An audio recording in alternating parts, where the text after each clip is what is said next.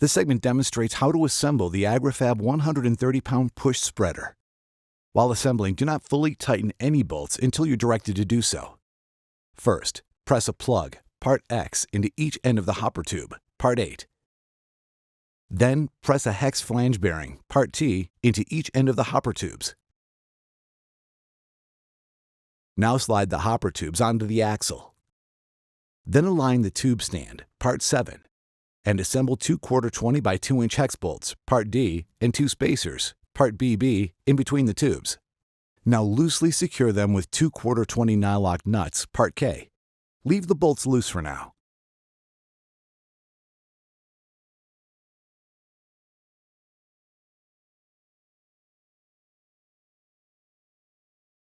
Next, press a 3/8" plastic bushing, part V, into the cross brace, part 4.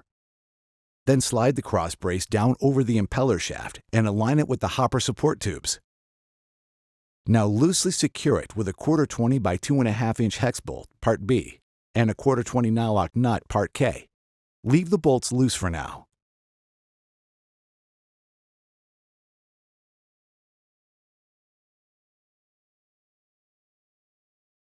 Next, slide the spreader impeller, part 3, down onto the impeller shaft. Now insert an 1/8" by 1½ cotter pin, part H, through the spreader impeller and the impeller shaft, and spread the ends of the pin.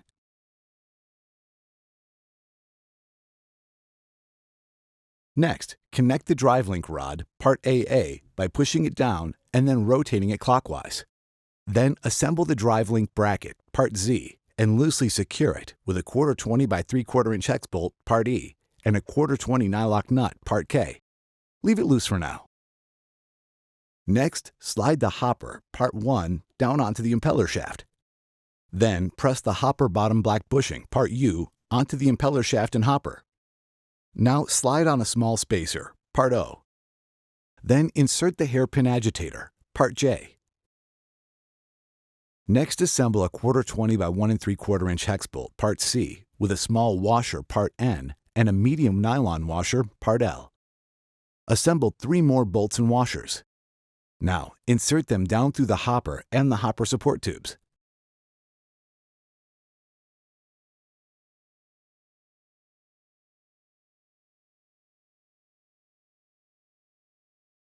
Then fully secure them with 4 1/4 nylock nuts, part K.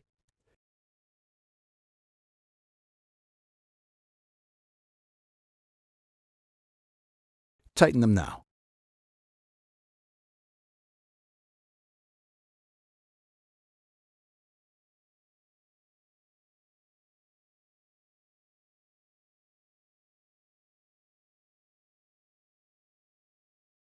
Next, fully secure the bolts, securing the stand tube to the hopper tubes.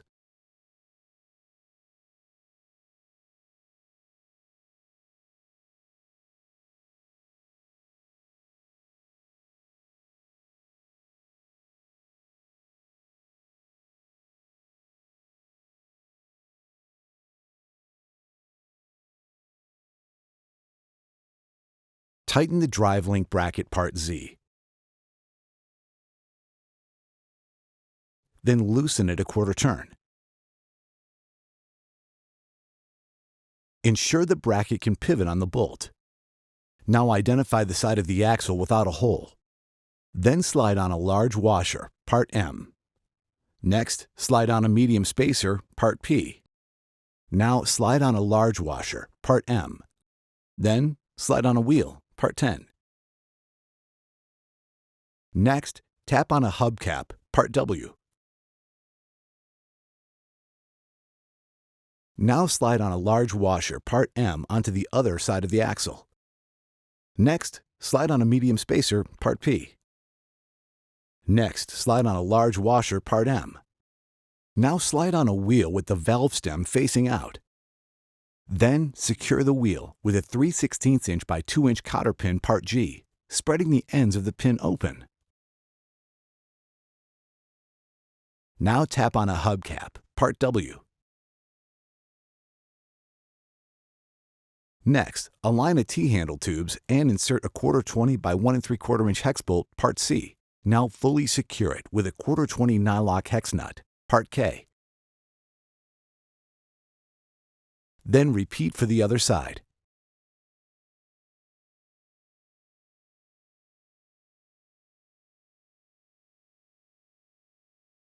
Next, slide 2 small washers, part N, onto the 1/4 by 2 3/4 inch hex bolts, part A. Now assemble them to the flow control bracket, part 9. Then assemble 2 more small washers, part N. Then slide the assembly through the T-handles. Now loosely secure it with 2 1/4 nylock nuts, part K. Leave it a bit loose. Then assemble the flow control rod, part 5, by rotating it into place. Next, insert it into the flow control handle. Now slide on a small washer, part N. Then secure it with a 3/32 inch by 3/4 inch cotter pin, part I.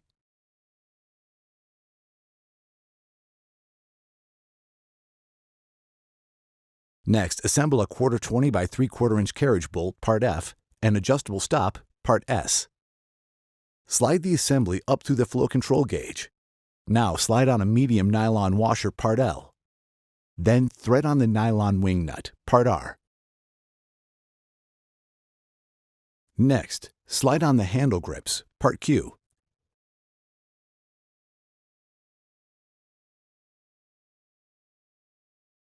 Then slide on the control lever grip, part Y. Now move the control lever to the off position. Then slide the control bracket along the control tube until the shutoff plate in the bottom of the hopper is closed. Next, lightly tighten the hex nuts that fasten the flow control bracket to the control tube. Now, set the adjustable stop to 5. Then pull the control lever against the stop and verify that the shutoff plate has opened about halfway.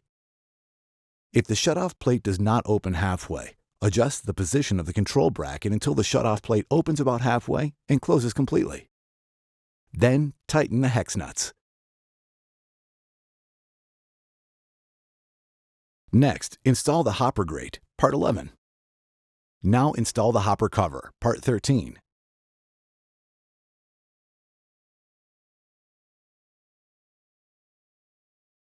Then align a 10/32 by 5/8 inch slot bolt, part EE, with the deflector, part 12. Then align a plastic-coated clip, part CC, and a 10/32 inch SEMS nut, part DD. Tighten them now. Repeat for the other side. Now, snap the deflector onto the frame tubes.